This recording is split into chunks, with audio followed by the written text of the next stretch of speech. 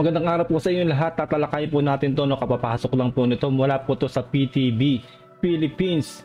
PBBM, nais malaman ang nilalaman ng umano'y secret agreement sa Ayungin Shoal ni ex-President Duterte at ni Xi Jinping. No? Sisimulan na po natin to. No? Huwag niyo po sanang kalilimutan na mag-subscribe po sa aking channel para ma-update kayo kapag naglalabas ako ng ganitong reaction video. Simulan ko na po to. Let's do this. So, now, with the confirmation of the Chinese embassy, we now know that there was a secret agreement. Yan ang binigyang diin ni Pangulong Ferdinand R. Marcos Jr. kaugnay ng tinawag niyang secret agreement ng administrasyon ni dating Pangulong Rodrigo Duterte at China hinggil sa Ayungin Shoal sa West Philippine Sea. Sa interview ng media kay Pangulong Marcos dito sa Washington, D.C., sinabi niyang may mga tanong siya hinggil sa umano'y gentleman's agreement. Una ay kung mayroon ba talagang kasunduan. Ano ang nilalaman nito at bakit sikreto? Tama. Ano ba ang pinangako ng Duterte administration sa China? Dahil hindi pa natin alam eh. O ngayon pa lang natin talaga, ngayon lang tayo nakakatiyak na meron pala talagang agreement. Di ba? Meron pala talagang agreement, no? Meron secret agreement, ika nga sa ating Pangulo, no? Hindi po ang termino niya ay gentleman's agreement, no? Secret agreement ang termino po ng ating Pangulong Bongbong Marcos dito, no? Sa ginawa ni Duterte at ni Xi Jinping. Ngayon lang tayo nakakatiyak na meron pala talagang agreement. Tawag nila sa gentleman's agreement. Tawag ko dyan secret agreement. Nagtataka ang Pangulo kung bakit ang gaya ni former President Duterte na isang abogado ay nagdesisyong huwag idokumento, i-record o i-anunsyo ang kasunduan. Hindi namin alam, walang dokumento. Hindi ko nga maintindihan. Very experienced lawyer si President Duterte. Ang abogado, lahat gusto nila nakasulat lahat yan. Eh. Tama. Bakit walang nakasulat na kahit isang papel? Alam mo kung bakit po, Mr. President, kung bakit po wala pong written agreement, no? Bagamat siya ay isa pong abogado. Para po siya ay lulusot po talaga dyan pagka nagkabukingan. Yun po talaga yun, Mr. President. No? Kumbaga po talaga po siguro ginamit lang ni Duterte rin, ni ex-President Duterte ang kanyang utak, no? Para nga naman hindi nga siya sasabit. Ebidensya po kasi yun eh, di ba? Kapag po merong written agreement. Diretso natin. Bakit walang video? Bakit walang announcement? Nothing. Gayunman, handang makipag-usap si President Marcos kay Duterte upang talakayin ito. Send it to me. And then we'll sit down. Send those documents to me. And then I'll sit down and discuss it. I'll do my... Di ba? Ang ating Pangulo po talaga ay talaga pong usap po talaga kay ex-President Duterte para nga naman malinaw, di ba? Magkalinawan kung ano ba talaga ang nilalaman ng secret agreement na yan ni Duterte at ni Xi Jinping. Siyempre nga po, wala po tayong knowledge, lalong-lalo na po ang gobyerno po ng ating President Bongbong Marcos, di ba? Di natin alam, baka kaya talaga gigil na gigil po talaga sa atin ng China kasi nga po talaga na talaga naninindigan sila na meron talagang gentleman's agreement na yan at gusto pang malaman ng ating presidente kung ano pang nakapaloob dyan para po alam po ng ating presidente ang kanyang gagawin, no? Kasi nga po wala nga pong written agreement yan eh. Kumbaga laway-laway lang eh. Kumbaga nangangapa po ang ating gobyerno ngayon dahil dyan sa secret agreement na yan ni Xi Jinping at ni Duterte. My homework first. That's the way I work. I read all the material first, so that when I'm actually in the meeting conference, I can ask intelligent questions. So send me the material personally to me. Hindi, wag na sa DOJ, sa DFA, wag na sa akin. Diba? Ang galing ng Pangulo natin, no? Kumbaga rekta, no? Direkta mo sa kanya, ex-President Duterte, yung mga ano na yan, kung meron mga papeles na yan, siya ang magbabasa niyan, no? Hindi na kailangan pang idaan kung kanin-kaninong ahensya, no? Direkta mo daw kay President Bongbong Marcos, no? Ganun siya, no? Matindi po ang ating presidente talaga ngayon, talaga pong gusto niyang alamin to, no? Para nga po talaga may idea ang buong sambayanan at ang kanyang gobyerno kung ano pong nilalaman ng secret agreement na yan. Padala niya sa akin.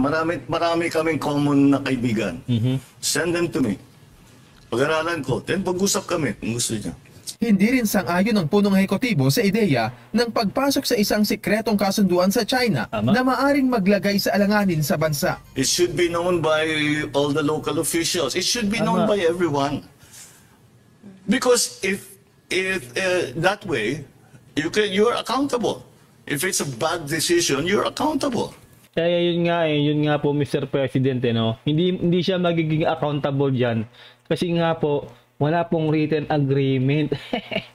Kumbaga, di ba, laway-laway lang, no? Pero tama po ang sinasabi ng ating presidente na kailangan po maging accountable po dyan si President Duterte, no? Kasi nga po, siya yung nakipag-secret agreement dyan kay Xi Jinping. At kailangan talaga malaman ni President Bongbong yan kasi baka mamaya may ibinigay na deal talaga itong si Duterte, no, sa China na baka ibinebenta na po ang natin, ang bayan natin, no, talaga pong baka po talaga na maging probinsya na po tayo ng China, no.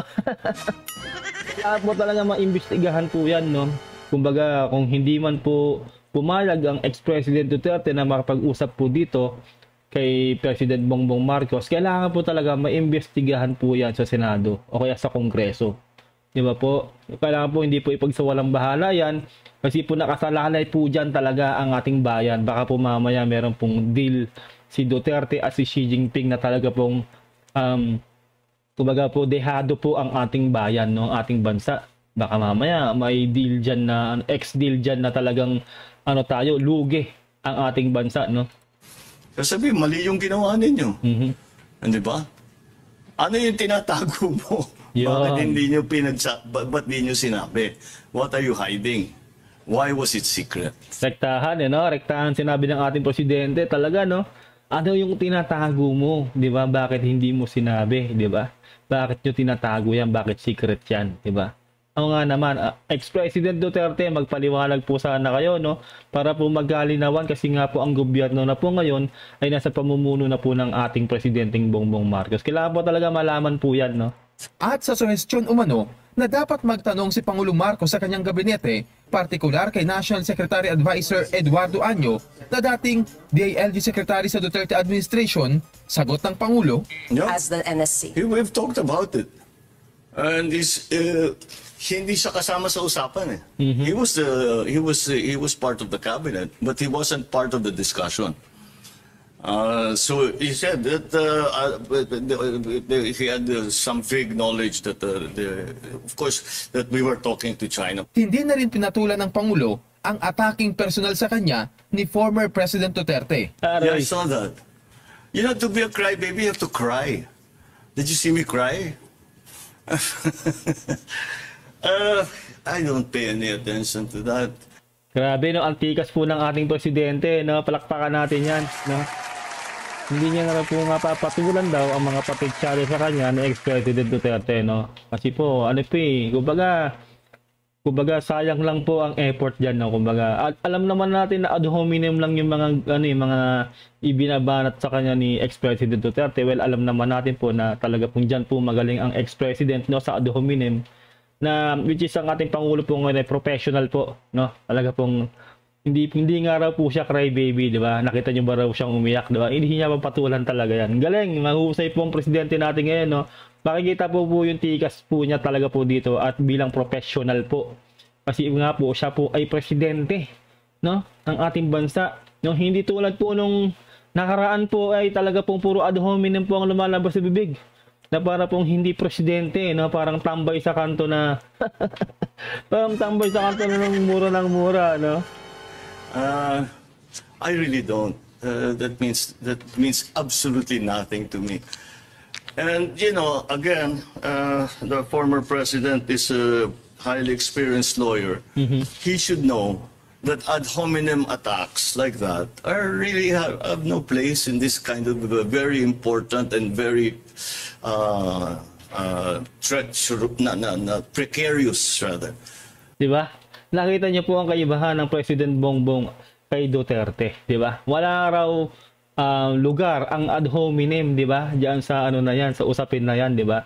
Lalong-lalo dapat kung ikaw po ay presidente, di ba? Hindi mo pagtutuunan ng pansin yan. Kumbaga, sayang po ang oras diyan, lahat-lahat na. No, makikita niyo po dito talaga na ang ating pong Presidente Bongbong Marcos ay napaka-professional po, no? Lalo siya po ang head of the state eh. Siya po ang ating presidente. Talaga pong ano, ang laki po ng kaibahan po, no? Talaga pong hindi niya po papatulan po yung mga patutsada po ng ex-president Duterte. Lalo po yung sinasabi ni ex-president Duterte na yun nga raw na magtayo daw to sana daw si PBBM doon sa West Philippine Sea ng mga infrastruktura para po magkaalaman kung talaga pong matapang daw nga po, no? Gumaganon po at nagmumura, no? Minumura pa nga po ni ex-president Duterte itong si PBBM na which is hindi nga po daw papatulan nitong ating Pangulo. Lipat po tayo dito sa isa pong topic, no? Kumbaga ito po ay throwback dito nga po, kumbaga kikilabutan lang po talaga tayo dito. Although sinasabi po nila na nagbibiro lang dito ang ating ex-president Duterte, no? Sabi niya rito, papakinggan po natin, no? Ito po ang sabi niya noon para po manamnam po natin na meron talaga po nagre-reflect na po ngayon ang kanyang mga sinasabi noon nung lalo pong siya yung nakaupo pang presidente noon. Ito na po. Ganoon na lang ang respeto ko kay Xi Jinping. Ito matakot kayo. Sabi nila, they will not build, they assured us, they will not build anything there sa Scarborough Show. They will not build anything dyan sa Scarborough Show. Ano pala yung mga ano dyan? Yung mga itinayo nilang infrastruktura dyan, Mr. Ex-President, di ba? Yung mga ano dyan. Ay nako, alam niyo na po, no? Yung ang dami po nilang tinayo dyan eh, which is hindi nga rin po nila teritoryo, no? Di ba? Nagtatayo sila dyan hanggang ngayon po, no? Ayun, nagkaroon nga lang po sila ng deal ngayon, no, na gentleman's agreement na hindi nga daw magkukumpuni dyan sa BRP Sierra Madre. Pero ang China, di ba, nagtatayo pa rin ng mga dyan, mga island. Yeah. At yung una niya pong sinabi dito, no, malaki daw po respeto niya kay Xi Jinping sa kalabang bansa. Ulitin po natin, no? Para matauhan po kayo dyan, no? Yung mga po talagang loyalista po, no? Yung mga sarado po ang tenga, bibig at mata. No? Kailangan po ay talaga pong mamulat na po kayo ngayon, no? Ulitin natin. Ganoon na lang ang respeto ko kay Xi Jinping. Ito matakot kayo. Sabi nila, they will not build, they assured us, they will not build anything there sa Scarborough Show. Maniwala kayo kasi yan ang commitment sa akin ng China. And galing kay si Xi Jinping mismo nagsabi. And he's a man of honor. Man of honor. Naniwala ka naman. Nako. President Duterte, naniwala ka naman kay Xi Jinping. Nako. Iba talaga, no? Alam na po natin talaga kung ano po talaga. Ito po, nagre-reflect na po talaga ngayon. Lahat po ng mga sinasabi niya noon sa ngayong sitwasyon, no? Talaga pong ika nga sabi nga nila, nabudol nga po tayo dito sa ating... Ay, nakadiretso na natin to. Kaya nga sabi ko, why are you so sparing? Gusto ninyo, gawain na lang ninyo kaming province, Fujian, pati Philippine province of China. Di wala tayong problema. Ay, nako. Gawin nyo na lang kaming province dyan ng China, so wala tayo ngayon problema. Grabe, no? Grabe ang ating ex-president. Although sinasabi po nila na nagbibiro lang po dito ang ating ex-president, pero po may laman po ito talaga eh. Kumbaga po kung fast forward po sa ngayon, no, sa present day, ay talaga pong alam na alam po natin na ang ating ex-president ay pro-China. Sobrang takot po siya sa China, na porket sinabihan po siya ng China daw, no, na wag siyang mag-uhukay doon sa ating teritoryo, no, ng langis. Dahil pag ginawa niya yon, ay nako, gegerahin daw tayo ng China. Babagsakan daw tayo ng bomba ng China. At malulusaw daw ang Pilipinas. Di ba po? Para pong hindi po presidente. Parang first time ko po sa history po talaga na nakaringgan po ako ng presidente. No? Na natakot po, nagdeclare niyang takot po siya sa kalabang bansa, no? Ito nga po dito, although nagbibiro daw po siya dito, pero sinabi niya nga po na, sige, gawin nyo na lang kaming probinsya, so wala tayong problema.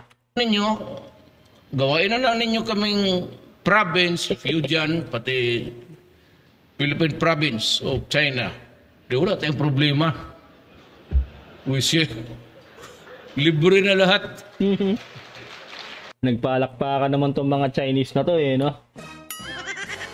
Tuwan-tuwa sila eh, no? Ay nako, yun lang po, no? Gusto ko lang pong mamulat po kayo sa katotohanan sa mga nangyayari po sa ating bansa. Sana po wag po kayong magbulag-bulagan, wag kayong magbingi-bingihan, no?